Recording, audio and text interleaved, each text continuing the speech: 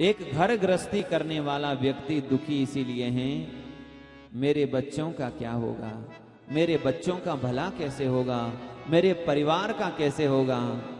एक गृहस्थ व्यक्ति दुखी है अपने परिवार के लिए, और एक साधु सब कुछ छोड़ने के बाद दुखी होता है किस लिए, समाज के लिए।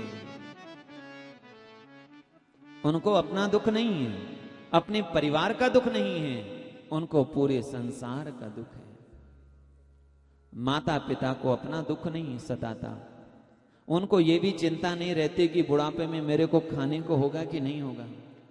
उनको इस बात की भी चिंता नहीं रहती कि बुढ़ापे में हमारी सेवा कोई करेगा कि नहीं करेगा। उनको किसी बात की ज्यादा चिंता नहीं रहती है, बस उनको एक ही बात की चिंता है, हमारे बच्चों का ठीक रहे, ठीक हो, हमारे बच्चे खुश रहें, भले ही हमको दुख मिले।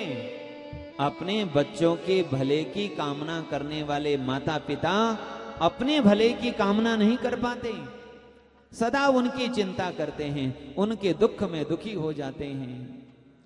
संतान यदि गलत रास्ते पर चले, संतान यदि दुखी हो तो माता पिता दुखी हो जाते हैं। संतान यदि सुखी हो तो माता पिता सुखी हो जाते हैं। ऐसे ही संत भी संसार को अपना पुत्र के समान मानती हैं। इसलिए मराठी में एक अभंग है, तुम्ही संत माय बाप कृपावंत। वहां संतों को माय बाप कहते हैं, संत माता और पिता हैं, क्योंकि जैसे माता पिता अपने बच्चों के लिए दुखी रहते हैं, उनके भले के लिए चिंतित रहते हैं, इनका भला हो, उसी प्रकार साधु संत भी समाज के लिए चिंतित रहते हैं कि समाज का भला कैसे हो, समाज का कल्याण कैसे हो।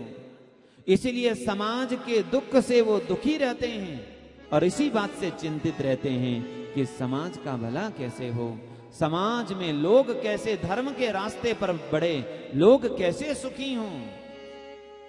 वो भी चिंतित है पर समाज की चिंता से।